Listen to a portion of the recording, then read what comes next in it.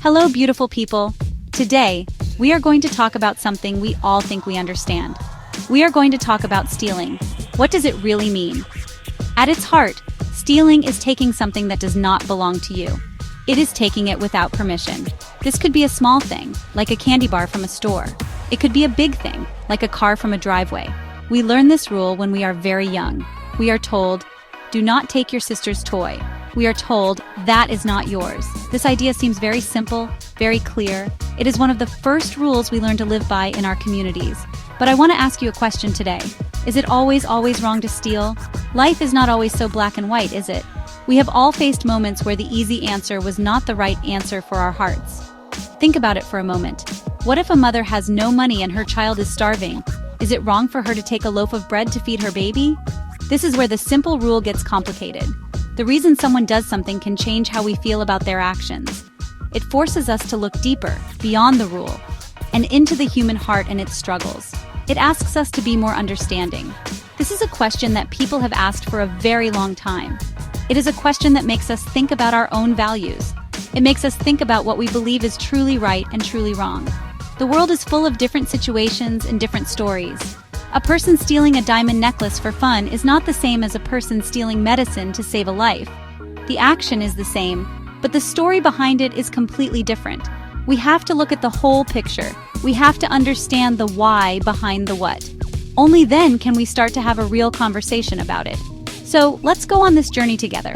Let's explore this big question with open minds and open hearts. We will look at what great thinkers have said. We will look at what different cultures believe. We will look at stories, both real and imagined, that challenge our simple ideas. The goal is not to find one single answer that fits everyone. The goal is to understand more.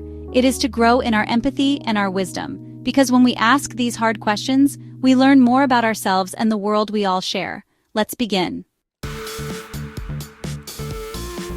There are many ways to think about what is right and what is wrong. Let's talk about 3 big ideas. The first one is about following the rules, no matter what. This is called deontology. For people who think this way, a rule is a rule.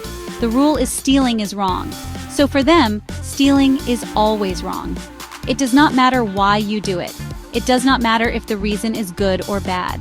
The act of stealing itself breaks a fundamental rule of how we should behave. This way of thinking gives us clear lines. It tells us exactly what is expected of us in our lives. Now let's look at another way. This way is about the results of what we do. It is called utilitarianism. People who believe in this idea look at the consequences. They ask, what will happen if I do this? They want to choose the action that creates the most good for the most people. So, if stealing a loaf of bread saves a family from starving, they might say it is the right thing to do. The happiness of the family is more important than the store owner's small loss. This view is not about the rule. It is about the outcome. It is about making the world a better, happier place. The third way is a little different. It is not about rules or results. It is about the kind of person you are. This is called virtue ethics. This idea asks, what would a good person do? A good person is honest, kind, and fair. So this view might say that stealing is wrong because an honest person does not take things. But it also might ask if it is kind or fair to let someone starve when you could help them. It focuses on building a good character. It believes that if we all try to be good people, we will make good choices. It is about becoming the best version of ourselves. As you can see, none of these ideas are simple. They each give us a different lens to look through. Sometimes they give us different answers to the same question. A rule-based thinker might say Jean Valjean in the story Les Miserables was wrong to steal bread. A consequence-based thinker might say he was right because it saved his family. A character-based thinker might struggle, weighing the virtue of honesty against the virtue of compassion. Life often puts these big ideas to the test, and our own experiences shape which of these ways of thinking feels most true to us. Every culture and every religion has its own set of rules for living a good life. These rules guide people on how to treat each other, and almost all of them have something to say about stealing. For example, in Christianity, one of the 10 commandments is, "You shall not steal." This is a very clear and direct rule. It is seen as a command from God. Similarly, in Islam, stealing is considered a major sin. The Holy Book, the Quran, has strong warnings against it. These religions teach that your property is a trust from God, and taking from others is a violation of that trust and a serious offense. But even with these strong rules, there is always room for understanding and mercy. Many religious teachings also talk a lot about charity and helping the poor. They stress the importance of taking care of those in need. This creates a powerful tension. What happens when the rule against stealing meets the command to help the poor? Many religious scholars and thinkers have debated this. They have asked if a person who steals out of pure desperation should be judged in the same way as a person who steals out of greed. The answer is often no. Compassion is also a very important value. Now let's think about some indigenous cultures. Many of these communities have a very different idea about owning things. In many indigenous traditions, the land and its resources are not owned by one person. They are shared by the whole community. The idea is that you take only what you need, and you always leave enough for others. In this kind of world, the concept of stealing changes. Taking more than your share would be seen as wrong, not because you took from one person, but because you harmed the well-being of the entire group and the balance of nature. It is a more collective way of thinking. So you see, what is considered stealing can depend on where you are and who you ask. The rules are shaped by history, faith, and the values of a community. In some places, private property is the most important thing. In others, the good of the group comes first. This does not mean that there are no rules. It just means that we have to be careful before we judge others. We have to understand their world and their beliefs. What seems like a simple, universal rule is actually seen through many different cultural lenses all over our beautiful world. Life is full of gray areas, isn't it?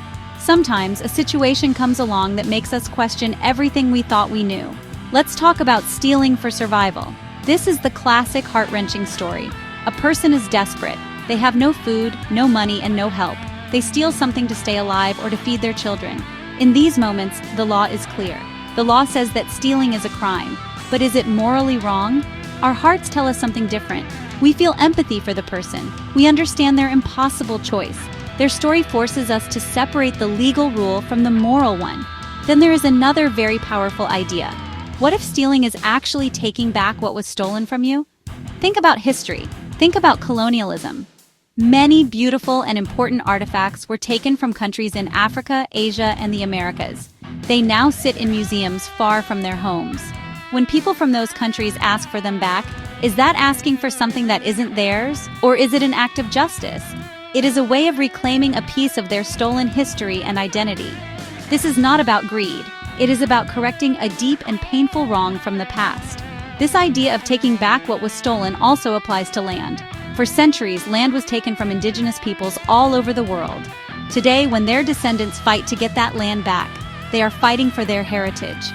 They are fighting for their culture and their future. To an outsider, it might look like they are trying to take property from its current owners.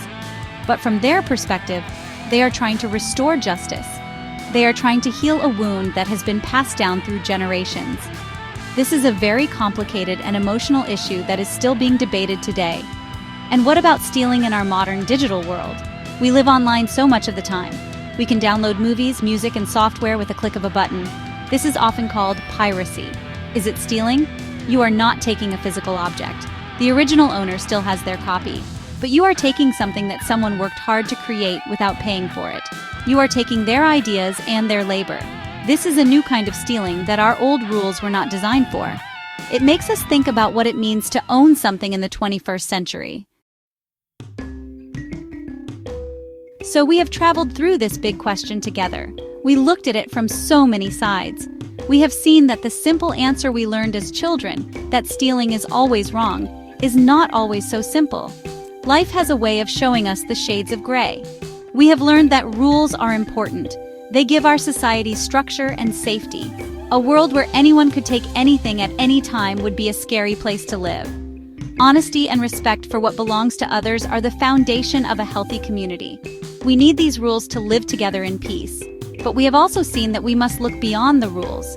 We must look at the reasons behind a person's actions. We must open our hearts to their stories. A person stealing to survive is not the same as a person stealing for a thrill. A community trying to reclaim its stolen heritage is not the same as a thief in the night. Our empathy, our ability to walk in another person's shoes, is one of the greatest gifts we have.